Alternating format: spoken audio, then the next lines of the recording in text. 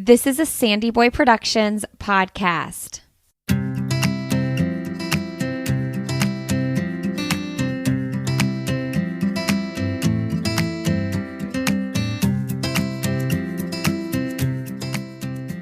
Welcome to the Urban Pharmacy Podcast, where we help women remove the overwhelm of living their most holistic life. This is the place to find evidence-based nutrition tactics, healthy lifestyle and wellness tips, abundance mindset, and easily implementable low-tox living strategies so you can rise up to your full potential and protect your family's health. I'm your host, Stacey Heine, certified holistic nutritionist and better living advocate. Now, let's get empowered with some simple swaps that make a big impact for optimal wellness.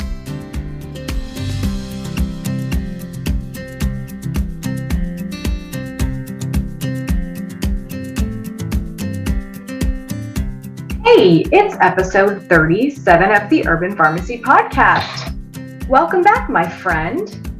Today, we have the lovely Alex Caspero, registered dietitian, and so many other amazing things, but also the owner of Delish Knowledge, and author of Fresh Italian Cooking for the New Generation. Her award-winning blog, Delish Knowledge, focuses on making whole food, vegetarian eating deliciously simple. Alex is also the co-founder of Plant-Based Juniors, an evidence-based platform that helps parents navigate the world of plant-based prenatal and pediatric nutrition. She is the co-author of the best-selling book, which is now out, called The Plant-Based Baby Toddler. Additionally, she is the co-author of Joyful Eating, Nourished Life, which helps others discover a happier, healthier relationship with food and their body. I said that the book is now out, emphasizing now it is out, because when Alex and I recorded this episode, the book had not yet released, but it is out, my friend. And let me tell you what, the Plant-Based Baby and Toddler is pretty much what we talk about throughout this entire episode. So if you've ever had questions about being vegan, whole food plant-based, plant-forward, plant predominant, during all phases of life, this episode is for you. You're going to learn about supplementation. You're going to learn about protein. You're going to learn about carbohydrate, different vitamins and minerals that may be important for both baby and mom, body changes that we go through, giving ourselves grace. So much good stuff is packed into this episode. Alex is just a plethora of knowledge, and you are going to love it. Make sure that you tag us if you do listen to this episode and absolutely love it, and let us know your favorite takeaways. Don't forget to also give us a review and enjoy the episode. I will see you on the other side.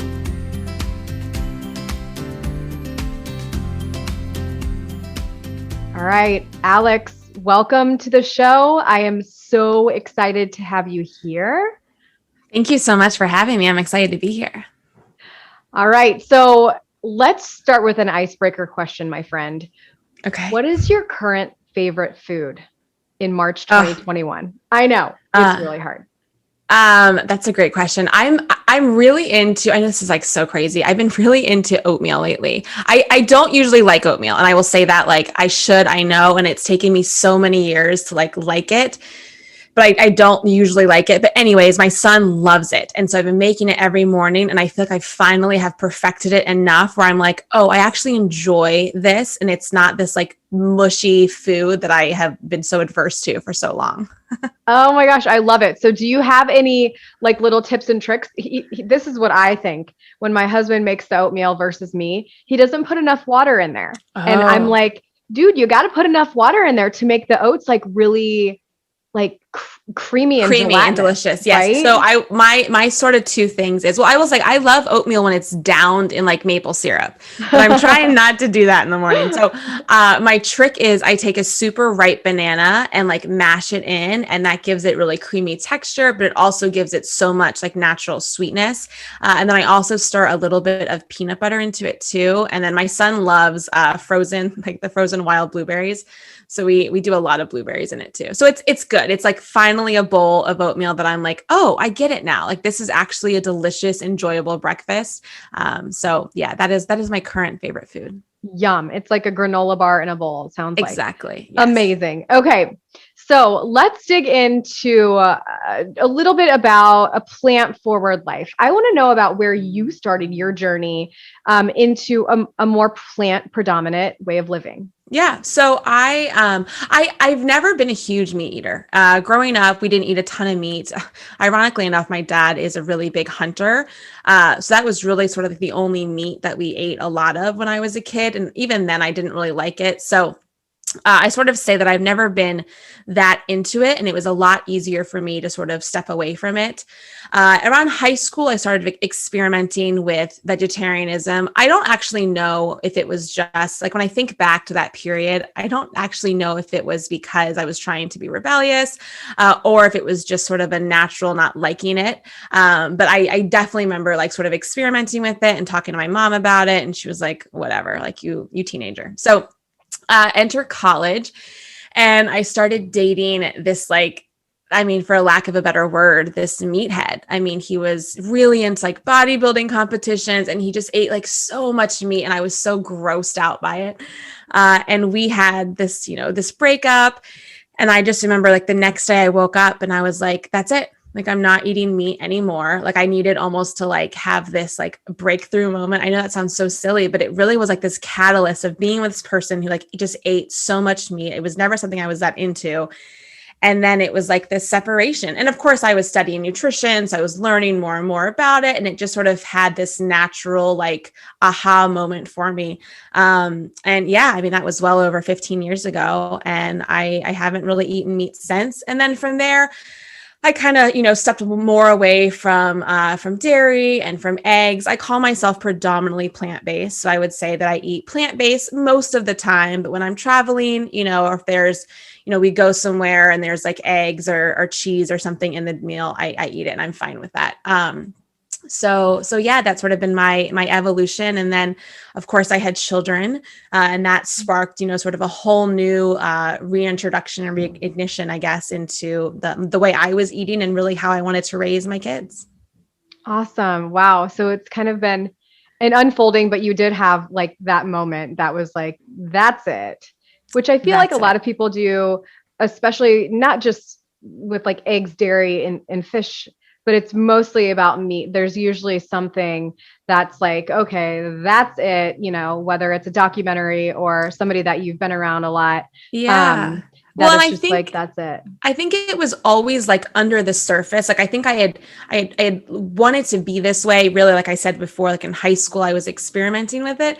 And then it just was like this break of like, oh, I'm so viscerally turned off by this idea of like eating this meat. And obviously it was related to a person, but I think it was just like simmering there. And I needed that permission and that break to be like, yeah, this isn't what I like. I don't really like this feeling when I eat it. This isn't really how I believe as far as my like, ethics are concerned anyways, is eating these animals. And so, yeah, it was just sort of this perfect storm. Mm-hmm.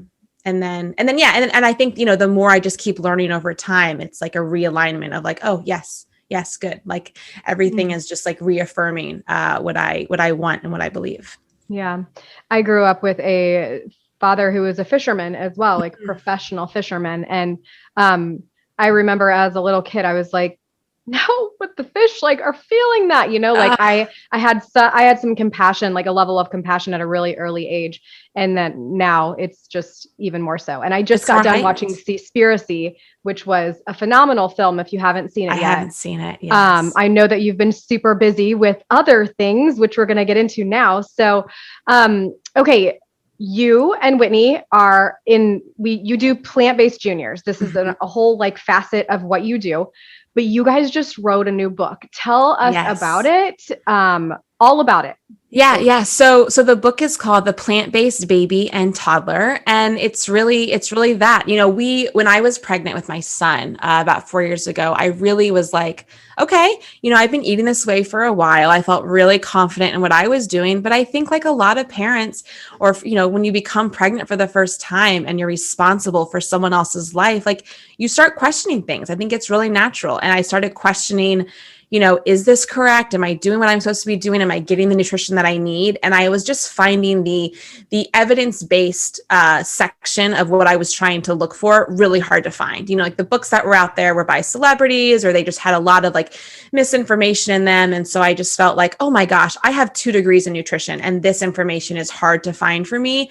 I imagine there are other parents out there in a similar boat. And Whitney and I had been friends for a while, and she was also pregnant, and we were, talking to each other back and forth. And we were just like, okay, we need to put this information out there. So I really say that this book is what I was looking for 4 years ago. It's got everything that you want to know about raising your children, either exclusively plant-based or even just a little bit more plants. I truly believe that we can all do better when our kids eat more plants, even if it's not exclusively so. I think that there is so much data that talks about how important introduction of foods are in the first few years of life, and how much that sets up for, how our habits are as we enter into our own adulthood and the choices we make around food. And, there's unfortunately statistics that show just kids are barely eating enough produce. About 1 in 10 get enough. And so I think that the more we can push for an inclusive, more plants on the plate message is really sort of what we're about.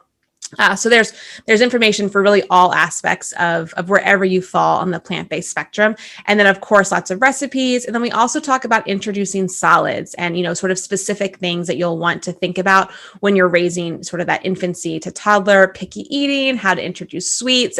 We really sort of say it's the comprehensive guide of if you have a question about feeding your kids those first few years, especially with a plant forward or plant-based slant, this book is for you. Awesome. Oh my gosh. It's so good. And I hear you when it comes to, having information for raising a plant-based child. I've been strictly plant-based for over 10 years, and my almost 4-year-old son now was, you're right. Like I looked at Alicia Silverstone's The Kind Baby, book, but really I ended up doing all of my own research and making sure that he was getting, the right omega ratio and all of the things, because it isn't information that's put out there. So like, this is incredible that you guys have this book. And I will refer every new mom or every mom to be to this book, because they need to have it right at their fingertips, all of their questions answered in one spot, so that they're not a stressed out mom. They're not. There's enough to deal with. I mean, gosh, especially those first few years of life. I mean, there's so much coming at you. And I also think that it's hard to know where to turn. I love our pediatrician, but she's not well-versed in plant-based nutrition. Even the questions I was asking her in the beginning, it just really became apparent, like, okay, I'm going to look to you for a lot of things when it comes to raising my kids. But when it comes to the nutrition aspect, especially plant-based nutrition, and that's not necessarily her fault, it's just not where she's studied. And so I feel for parents who are like, I don't know who to ask. And so we really were trying to be like, look, this is all the information that we feel like is important and that you should consider, because there are things to consider. And I will also say that's true for raising any child, regardless of diet. It's not like if you just say, oh, they're omnivores, they're going to get everything they need either. I think it's really important to consider nutrition, whatever diet aspect you're coming from. 100%.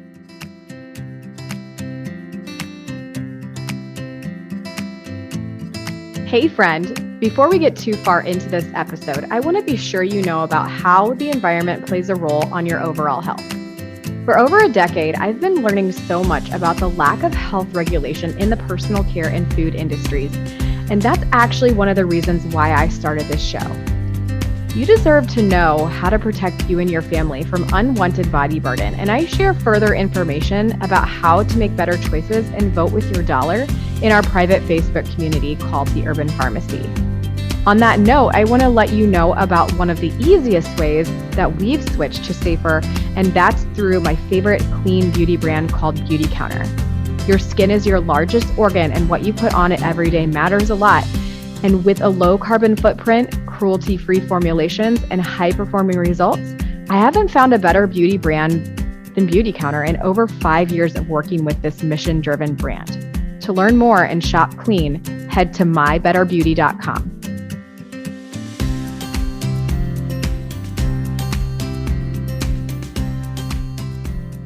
So let's get into that a little bit when it comes to, when a mom gets pregnant, regardless of what they are consuming dietarily or their eating patterns. But then also for plant-based, what do you suggest when a woman gets pregnant to look for nutritionally? Yeah, I mean, there's a lot of things that they want to consider. Obviously, we think about macronutrients, right? Especially towards the end of pregnancy, calories are going to ramp up, protein's going to ramp up. We talk a lot about protein in a plant-based diet. It is not hard to get enough protein, but pregnancy, I feel like, is one of the few areas that you just want to make sure you're consuming enough of. And of course, protein is found in so many plant-based foods. It's not just your beans, legumes, tofu, seitan, tempeh. It's also found in whole grains. Oats, like I was talking about earlier, oatmeal. Oats are actually a fantastic source of protein. So lots of foods contain it, and just ensuring that you're eating as many whole foods, plant-based foods as possible is going to get you as much as you need. The other things we want to consider are things like iron. Iron needs increase dramatically during pregnancy because not only are you ramping up your own blood stores, but you're also responsible for that little baby's as well. And so, iron is less bioavailable in a plant-based form. That's easily gotten around by combining it with a source of vitamin C. So if we take something like black beans and add in salsa to it, you're going to increase the non-heme iron by about 4 to 6 times. But, those needs increase, and you'll definitely want to ensure you're getting enough. It's actually fairly, I would say, difficult to get all of your iron needs, whether you're plant-based or not, just through food alone. You'd have to eat, I think it's something like 6 steaks a day, or 6 cups of black beans, and no one's doing that. And that is why our prenatal is so important, because it also contains a little bit of iron to help you sort of meet that recommendation.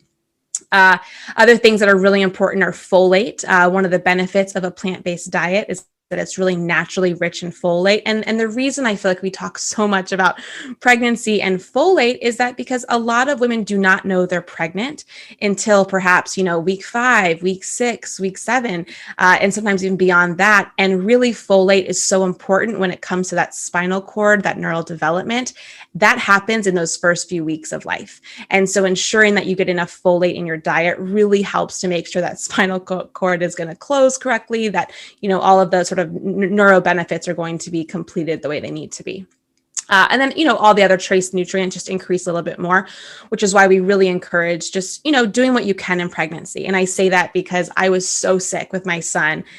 And I remember thinking like, I'm going to have this beautiful pregnancy. I'm going to eat all of these like abundant salads. And I mean, I could barely keep anything down. I was so sick the first 20 weeks. And, thank God for supplements. Thank God for my prenatal. I really knew that I was at least covering my bases as much as I could through supplements without having to rely so much on food just because I couldn't.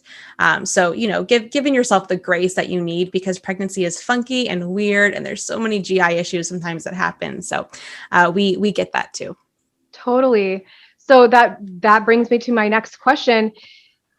Is there something specific or specific things that you think that should be in a prenatal? Maybe if you feel comfortable dropping brand names or anything like that, like what is the best that you have found? Yeah, I have yet to find a vegan prenatal that meets all of the requirements that I'm looking for. We actually have a free supplement handout on our website, plantbaseddinners.com.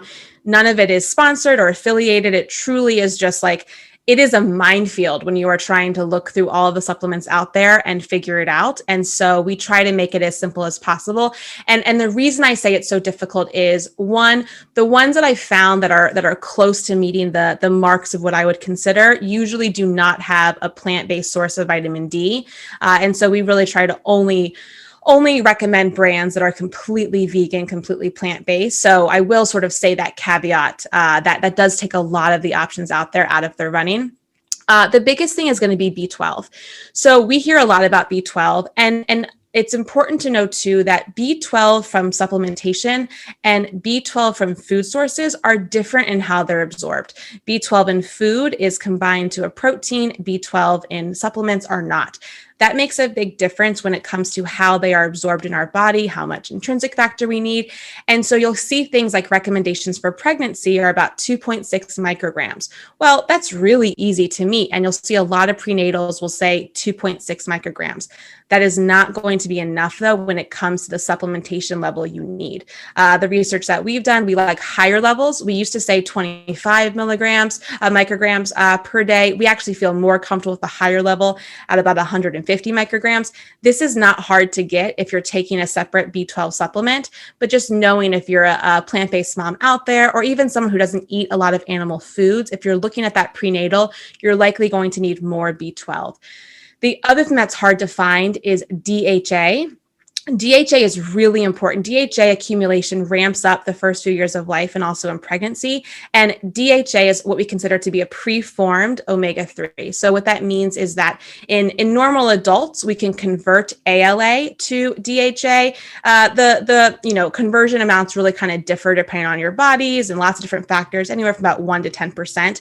But only preformed DHA is what crosses over to both the fetus and also in the breast milk. And so that's why it's really important to either get it in the diet or get it through supplementation. Well, DHA is found, yes, in oily fish, but oily fish also come with a lot of other things, right? That what pregnant women are trying to avoid. It comes with usually higher intakes of mercury, dioxins, other kinds of pollutants. And so I don't necessarily feel comfortable telling pregnant women to increase fish consumption, but I do feel comfortable saying DHA is important.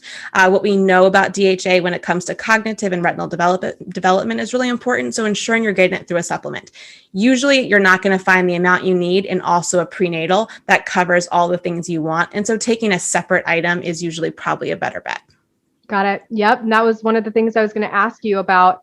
It was my next question, actually, fish and pregnancy and toxins and DHA supplements. Yeah. So yeah, I definitely took a multi, and actually great question. Cause I just not that long ago, maybe 3 years ago, found out that, it's not necessarily a plant-based source that the vitamin D is coming from, of course. The animal D is more. And I will also say the formulations change all the time too, so we've talked to companies where it's like, you used to have a vegan version, we promote this one, and then supply chains, change and prices change, and then they switch. And I know it is so hard as a consumer to be like, wait, you changed your formulation. I've been ordering this for you for years and you didn't tell me. I mean, I feel so much because I know it is so difficult to be like, I just want to find this. I want to make this so simple and easy. And unfortunately, sometimes it feels really overwhelming to kind of find that perfect supplement. Yeah, for sure it is. So covering all the bases is better than not. That's for sure. Yes. I used to be somebody like a purist, that would think I didn't need supplementation and that I was going to get everything through food. But I think that you for sure made it super clear, especially during childbearing ages. I mean, when you are pregnant, it's no question you need to be supplementing.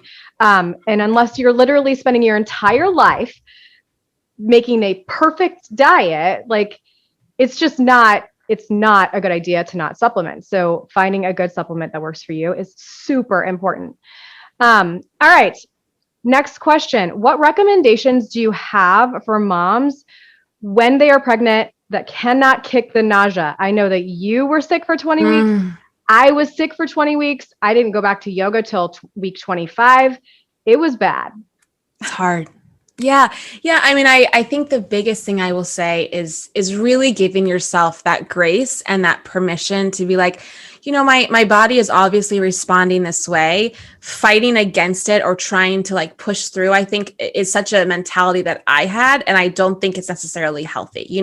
We are nauseous. We are sick in a sense for a reason, right? Our body is trying to tell us that we want comforting foods. We want really rich in carbohydrate foods because we're trying to grow. I have to believe that sort of it is a condition to keep us away from, perhaps bitter foods or foods that may have contained poisons. A long time ago, we didn't have, when we weren't sure, we needed to keep ourselves as healthy as possible. So I think the biggest thing is to find grace. Supplementation, I think, is essential for a lot of things, but especially in pregnancy. And so making sure that you're taking that prenatal in whatever form. If you can't keep the actual supplement down, there are some powders out there that you can mix into things. The one thing I could drink often was smoothies. And sort of that was my one way to be like, okay, I'm going to get some nutrition through here. Cold foods tend to do better with nausea than hot foods. And, allowing yourself where you can. Again, I really had a hard time with anything raw, but I could eat things cooked. I could eat things blended into a smoothie. I could not do a salad. That was not until well into the second trimester before I would actually like stomach a salad. But I could try to get it through in other ways. And hey, if your day is nothing but English muffins and bagels and you take your prenatal, like it's going to be okay. Yeah. Thank God for steps again. Exactly. And one other just quick thing I want to say about supplements, because I think sometimes this is such a like 4-letter word, or we think like something must be wrong if we supplement. And I think that it's really important for people to understand so much of the American diet especially is supplemented and you don't think it is. So for instance, we fortify a lot of grains with folate. Our milk is added with vitamin A and vitamin D, cow's milk. A lot of other plant-based milks, of course, are also fortified with those nutrients as well. Iodine is either found in iodized salt, or actually the biggest source of iodine in the American diet is dairy. And that's not because dairy naturally contains iodine. It's the way that we clean the udders and sterilize the equipment. And that iodine solution gets into the dairy. So even if you think that you do not take a quote unquote supplement, you're still fortified. You're still enjoying the sort of the benefits of fortification and supplementation. So I think that when we say things like you don't need a supplement, well, perhaps not 200 years ago, we were eating a lot of soil and things were different. But if you want to be completely plant-based now, you do. And it's nothing that's wrong with the diet. It's just adapting to sort of, our current life. We don't live our lives completely outdoors either and naked, or at least sun exposed, for a couple hours a day. And so we don't get the vitamin D that we need. Vitamin D in a supplement form is a very okay option unless you're really spending time abundantly in sunshine. Totally agree. I love it. Yeah. All the things to think about. So, okay. So now that we've gotten through nausea, we've had a baby. Had our baby. Not everybody has nausea. Thank the Lord. But for those who did, we've got through that. We had the baby. Now let's talk nutrition during breastfeeding, because to me, I actually focused more and I ate a lot more during breastfeeding than I did when I was pregnant. So how does that look? I think that is a surprise for so many women that, you think like pregnancy is going to be this time when you're just eating abundantly, and you may, especially towards the end, although your stomach is so smushed and you feel so uncomfortable. I feel like I was never into eating a ton, but oh my gosh, breastfeeding. I mean, I would wake up in the middle of the night and just be like starved. And of course, you're producing so much energy for this sweet little baby. I mean, you literally are the fuel that is keeping your child alive. And so it's of course natural. All of the things that we talked about in pregnancy. So iron, not necessarily iron, folate, calories, protein, DHA, zinc, selenium, all of those sort of micronutrients, B12, are going to continue to ramp up and be important in breastfeeding. The one thing that changes is unless you had a pregnancy or a delivery, I should say, where there was some blood loss, you likely don't need as much iron. And so you can cut back on that. And then your DHA needs are actually going to increase. So for pregnancy, we say about 200 milligrams a day, but in breastfeeding, you want that to be a little bit higher, around 300 milligrams a day. I tell all my breastfeeding moms that, snacks are your lifesaver, I think, because I feel like you're just so busy. I did a lot of like one-handed smoothies, one-handed little like, oat balls I would make and bars, because you just feel like you need like constant energy throughout the day, and hydration. I mean, I think it's like 16 cups of water to sort of have an adequate milk supply. That's a lot. And that's likely more than you're used to drinking. So just really encouraging hydration, of course, calories, protein, fat, but then, just ensuring those micronutrients are on point as well. Awesome. Okay. So for those moms, because this is totally possible, that cannot breastfeed or have a hard time doing so, or whatever it might be, maybe they're going to daycare, whatever. What do we do about formulas? Have we found a optimal plant-based formula for those that aren't using, breast milk from a milk bank or pumping? What does that look like now? Yeah. And I think it's something like 75% of women at some point in the first year use formula. I had a lot of struggles with my son as well. I have IGF. And so I was able to breastfeed, thankfully, but I was never able to produce a full supply. And so I think that formula gets this stigma, especially in the plant-based community and sort of the quote unquote natural mama community. But I think we should also say that formula is not poison. We have come a long way when it comes to formula. Formula is a safe option for your child, and there should be no guilt or shame around finding nutrition for your child. So I think that that's really important to sort of say that I support whatever decision is best for that mom, because yes, there are so many factors that get in the way. Unfortunately, so many of us do not have that like support system that we used to, and we don't have the time, or we're not given the time whether it's, to work or going back to work early or, whatever. So formula is not poison. A few things to consider. One is there are a few plant-based, there's soy options on the market. So there is, typically when you're looking for a formula, there's going to be cow's milk based and there's going to be soy based. I am not aware of any other option for plant-based or other alternative that is specifically designed for infants. There's a lot of toddler options out there, but those are not nutritionally equivalent to infancy. So you're really looking at cow's milk or soy milk. And also know too that even if you are planning on not introducing cow's milk to your child, not every baby does well either with cows or soy. And so we talk to a lot of vegan parents who will say things like, my baby had a really terrible reaction with soy formula. And okay, we have to get through this first year too. We have to do what we have to do. So if your child isn't reacting well to that soy formula and you have to go to the cow's milk option, even if you weren't planning on doing so, I think we really need to be very accommodating and understanding that, there's not a ton of options out there and we have to do what we have to do. The other thing that I hear a lot from parents is they'll look at the ingredient list on a soy formula and they'll say, oh my gosh, it contains brown rice syrup or it contains corn syrup. I don't want these sweeteners. And what we have to understand is that human breast milk is very high in something called lactose. That's the milk sugar that is in breast milk. Breast milk is very high in carbs. It's very high in fat. It's actually not that high in protein, as we might consider. It's definitely not as high in protein as like a cow's milk will be. Well, if we take that cow's milk, we can formulate it into a formula to be just containing enough lactose, because cow's milk contains enough lactose, enough carbohydrates that we can alter that.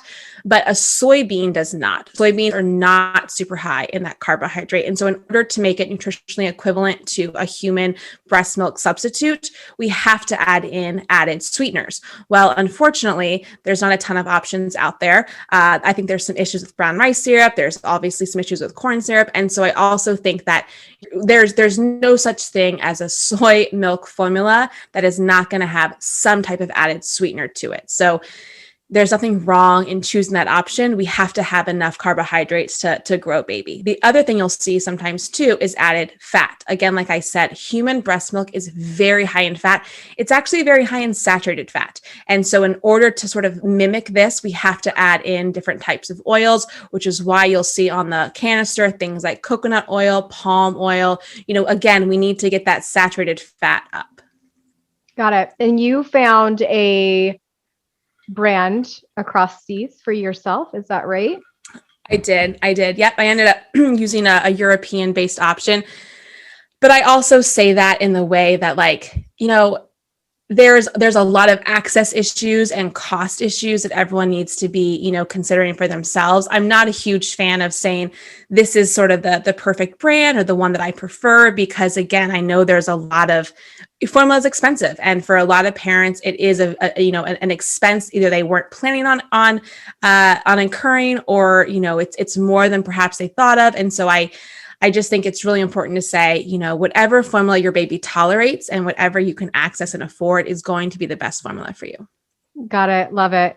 And I also love that you took the time to go and find something that fit you, and that fit your standards. And sometimes, going that extra mile or sourcing from far away is, to find what really works for you is fine. But I love how you were touching on both points, you found that for you, but then also accessibility for everybody else is important to acknowledge. That's for sure. Yes. Okay. So as we are moving on with the food for babies, what do you think about rice cereal for babies? Yeah, lots of things here. So rice cereal used to be recommended very heavily, right? And I'm thinking back to like 70s, 80s, 90s. It was sort of considered like the perfect first food. And the reason I will say too that rice cereal was so highly pushed is, one, it's hypoallergenic. So, again, a lot of our nutrition thoughts and beliefs and research have changed. And nutrition, I always say, is always evolving. And so sometimes you'll hear something and, 10 years later we'll come out and say, gosh, that wasn't correct. And so for a while, we thought that if we avoided introducing potential allergenic foods to baby, it would actually protect them. We know the opposite is true now, but that was a belief that was very widely held, and it actually was sort of, quote unquote, shown in various studies. So rice milk was hypoallergenic. It's also fortified in iron. So let's talk for a quick minute about iron needs. Breast milk is not very rich in iron. It's highly absorbable, but it's not very high in iron. And the reason is because your baby in utero stores iron for really the first 4 to 6 months of life. That is enough for them to get all of the iron they need through your breast milk or through formula. And then around 6 months, when they start to eat their own food, they get it through there. And so that's one of the reasons why breast milk isn't very high in iron, because we don't want a ton of iron in our bodies either, right? So too little iron is not helpful. Too much iron is also not helpful. Around 7 to 12 months of life, you need about 11 milligrams of iron. That's a lot of iron, especially if baby is having any type of feeding issues, isn't eating as much. These are small appetites. So we want to sort of make sure we're meeting those needs. Iron fortified cereal, like a rice cereal, is a good way to meet those needs. It is not the only way to meet those needs. It's not even necessarily a food that I would recommend pushing. And that's because I have a lot of issues with rice-based foods for kids. Rice is one of those grains that is just naturally higher. It's the way it's grown, it uptakes more heavy metals from the soil. And that is whether we're talking about conventional or organic rice. It has nothing to do with rice being, how it's farmed. It has to do with sort of the way the soil is and where the rice is. So different regions of rice in the world will have different levels of arsenic content. There are some things post-manufacturing you can do to help draw out some of the arsenic, but it's naturally contained sort of in the plant. And so that all being said, if I'm feeding my baby rice products, whether it's rice cereal, rice kind of mums, those teething things, a lot of these foods for babies are really high in rice flour over and over again, that little developing brain is going to be able to handle the arsenic. Perhaps that someone who is, a 40-year-old woman is going to be able to metabolize. So all that being said, if you're going to use an infant fortified cereal, I much prefer using something that's going to be oat-based or even a multigrain based. Earth's Best, no affiliation, but does have a few options that are not rice-based. So if you feel like you're needing to help boost up those iron stores, it is an okay food to add to the diet that way, but I would really highly recommend against doing a rice-based one. And again, you can also get iron through whole foods. Yes. And that brings me to my favorite thing that I know that you love too. All right, let's try to keep this one short because I know you literally could probably go on for an hour about this. I know, I'm so long-winded. There's just so many things where I'm like, I think it's so important to be like, this is why these things are talked about, because I think sometimes people hear these things and it's like, well, if we understand the why behind it, it makes more sense. So Totally. No, but so let's, because I want everybody to buy your book. Let's talk a little bit. What are your favorite tips on baby-led weaning? Oh, I love baby-led weaning. I love baby-led weaning. So lots of things I will say is baby-led weaning is the idea that introducing sort of like table foods, solid foods right away. I know that can sound perhaps scary, but I like to reassure all parents that this is likely how we were at first introduced to solids, right? I mean, likely we weren't eating purees. That was sort of an invention in the 19th century. So at some point, and also we know innately how to eat. So a baby-led wean, I think, really gets back to that. It also helps baby regulate their intake right from the beginning, which I spent a lot of time in my career before I was doing pediatrics, in eating disorders, in sports nutrition. And so really, I think having an understanding of how much food your body needs is such a critical lesson. And to know that right off the bat is amazing. Have fun with it. I think that sometimes there's so much information out there, and I'm guilty of doing it too, but feeding baby is so fun. It's such an enjoyable time for you, for them. Food before one isn't necessarily completely true, because you do need some nutrition, but yeah, food should be fun. We should be giving our babies different types of foods and textures and exploring them. I spent a lot of time with my daughter and my son really introducing all these sort of various foods and also flavors.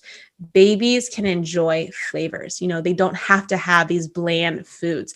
My daughter loves, chili powder on her sweet potatoes and cinnamon and curry powder. And I think that, the more that you introduce these flavors, especially in sort of this like honeymoon phase where baby's acceptance for new foods and new textures and new flavors is at an all-time high, likely will help reduce, not necessarily prevent, but reduce picky eating down the road. I love it. And one of the tips that Dr. Yami gave, that I know you know her, she said, to introduce bitters as early as, like brassicas and which are in the broccoli and cauliflower and stuff like that. Things that are not maybe as lovely to the palate.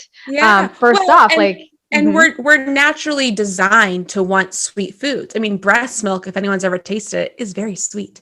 We are designed to crave sweet foods. A lot of it, again, like I said before, with that nausea, bitter foods in nature, a lot of times were poisonous or had compounds we didn't want to consume a lot of, especially in infancy and periods of growth. So if I'm sort of wired to want that sweet food, the more bitter foods I can introduce around it's usually 5 to 7 months is sort of the optimal window, the more that baby is going to be programmed to sort of like foods. The last thing I will say about this too, because I hear this a lot from parents when they're introducing solids, we get this question is, I gave my baby this food, they made a face, I don't think they like it.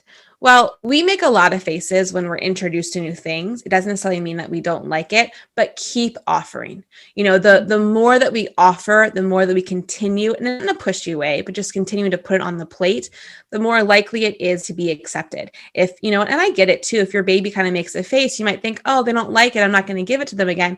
No, it's just new. We need to keep offering it. And that's really how you develop that palate. Totally. Love it.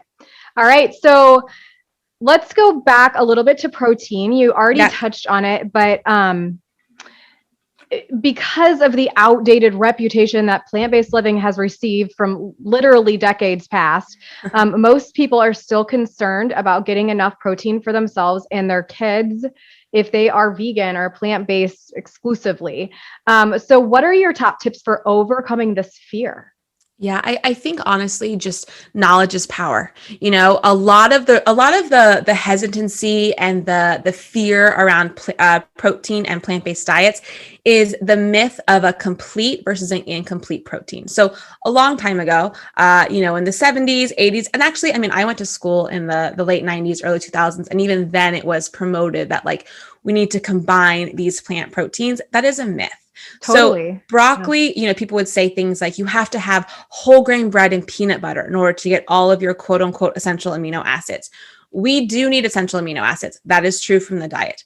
We can get them exclusively through plant-based foods, and you do not need to combine them to do that. So for instance, broccoli. Broccoli contains all of the amino acids, but you're right. It doesn't contain enough of them in one sitting to be considered to getting all of your amino acids. That is not a problem. Your body is able to have an amino acid pool that it's going to take, your broccoli from lunch. It's going to take your beans from dinner, and it's going to make all of the essential amino acids you need. Technically, you could eat nothing but broccoli all day long and still get all of your essential amino acids. You just need a lot to do it, and no one's going to do that. So I think some of the fear comes around this idea of like you're not getting a complete protein, or meat somehow is a better source of protein, but that's just not true. The other thing that I will say that I think is really important to focus on is that meat contains protein, yes, of course. It also contains other compounds. So do plants. The compounds that are in meat, things like heme iron, isn't always beneficial. Dioxins, we talked about some of that with the fish. Plant-based proteins do not contain that. And they also contain things like fiber. They contain antioxidants. It's food is synergistic. We don't just eat macronutrients. We eat food in its whole state, and you're getting the things that you're getting so many other compounds, not just protein, when you choose between, let's say, a piece of, beef or a bean. Mm-hmm. Yeah, I love that. Just put that variety in your diet. The protein is there. Eat a plethora of good plant foods. You should be good. Yeah. And I will say sort of too, just last thing on like toddlers, because I hear this sometimes too, like doctors will say things like, you really need to focus on protein. Yes, of course, protein is important, right? We need protein for periods of growth, especially. But let's say the average toddler needs 18 grams of protein. I mean, if my son's drinking, let's say 2 cups of let's just say fortified soy milk alone, that's 16 grams of protein. I mean, that right there, he's obviously eating a lot more. He's eating, oatmeal and whole grains. It means, but I've never once been worried about him getting enough protein. Yeah. Awesome. Good to know. Okay.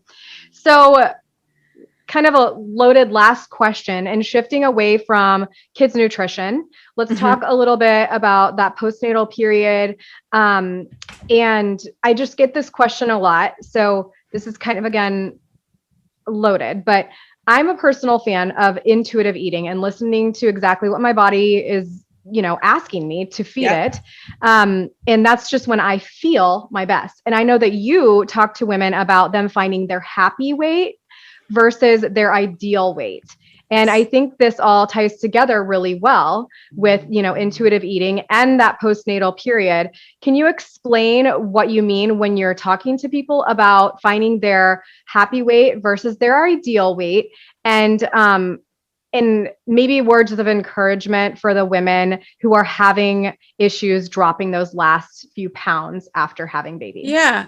I mean, I think it's really important to acknowledge that your body changes after baby, and you may not, just for lots of shifts and hormones and lifestyle. I mean, God, before I had my kids, it was nothing. I would go to a yoga class every single morning. I had time. I have 2 kids under 4. I do not have that luxury anymore. It's sort of just like every man for themselves, the first few hours of breakfast and getting everyone ready to go out. I mean, so I think there's a lot of grace needs to be given. The other thing I will say too is that your body may not be what it once was, and that's also okay. Pregnancy is incredible. Giving life, giving birth is amazing. My body is so capable of bringing 2 children to the world. And, my hips have changed. My bone structure has changed. My ligaments have changed.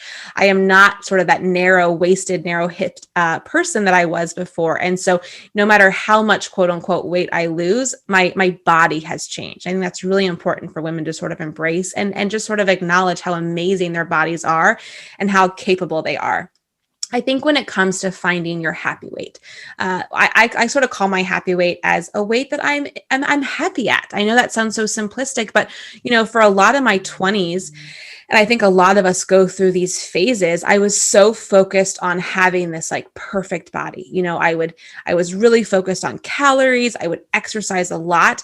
And I truly don't think that I was happy around food. And what I mean by that is if I went out to, for a date night with my husband, I would not look at the menu and say, what sounds good to me? What do I want to eat? I would sort of look at it and be like, what am I allowed to eat? What's food is going to be quote unquote the healthiest? And I was just really obsessed with this sort of idea of healthy. And that is not healthy. It is not healthy to be so obsessed with health all of the time because, life should be enjoyed. I want to go out and have a glass of wine. I want to get dessert sometimes too. Those are really important things that make quote unquote eating enjoyable and a worthwhile experience. And so for me, finding my quote unquote happy weight means, I'm not going to be at my, ideal body weight based on a calculation in, insurance magazine, but I'm going to be happy. And, for me, that also means, yes, I work out, I like to run. That makes me happy. That is stress relief. I've really shifted that feeling of I've got to go run this morning because I have to go burn calories from, I need a stress relief. I need a break. I need me time. Yoga is my time to just focus on myself and breathe and, not worry about all the other things I worry about so much throughout the day. And so I think really having this shift, I think sometimes that comes with age too. But anyways, just for anyone who's in that state, I really encourage intuitive eating. That's a big part of it. But also just acknowledging what your body has done and where you're at currently in your life. Oh, I love it. Give yourself grace and, just really acknowledge how much life you've given and how much, not only your life, but now you've created another life. And gosh, your body's going to change. So, and it's amazing. Women are incredible. Like I think about what my body was able to do to bring in these two beautiful babies. And I think birth is the most beautiful experience. And just, it's hard, but it's incredible. And it's just this out of body, just I can't even explain it. It's wonderful. And my husband can't do that.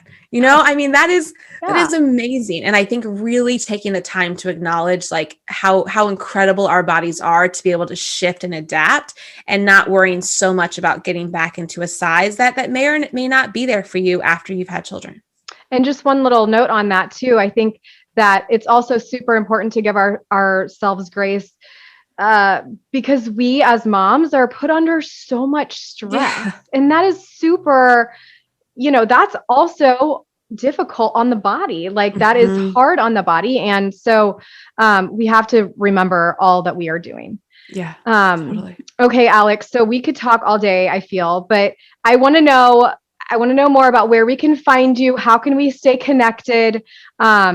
Any resources that you want to guide us to, feel free to.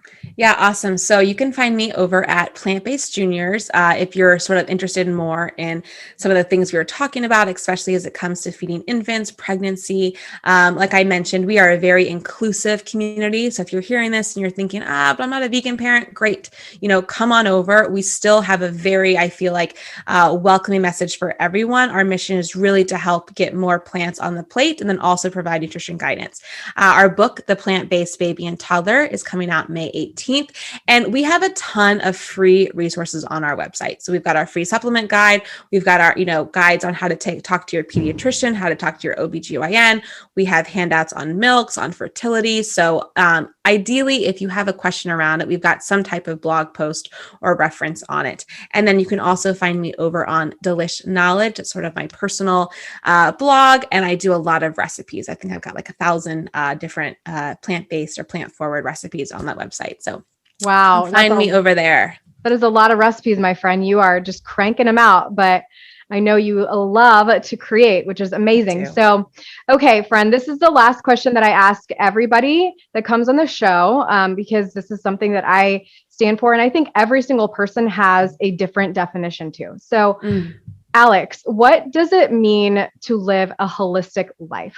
I think to me, it really means being in line with your values. I think that when I am purchasing food, when I'm purchasing products, I really try to think about what values are really important to me and letting that sort of be my driver when it comes to the things that I choose for me and my family. Oh, I love that. Goodness gracious. That's so powerful.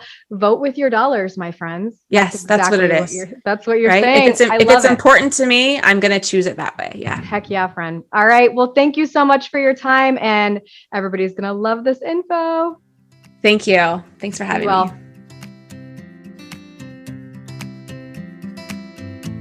I'm over here cheering you on because you just finished another episode of The Urban Pharmacy.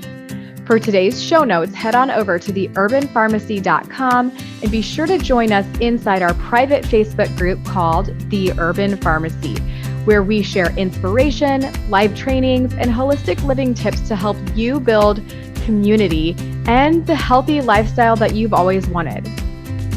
If you enjoyed today's episode, make sure you hit that subscribe button and please consider leaving us a 5-star review. Before we connect again on the next show, follow me on Instagram at The Urban Pharmacy. That's urban with an H and pharmacy with an F. And I can't wait to hear your wellness journey as we get to know each other better. You know, there's truly no better time than now to level up your life, and I am so proud of you for showing up today. Until next time, be well, Health Crusader.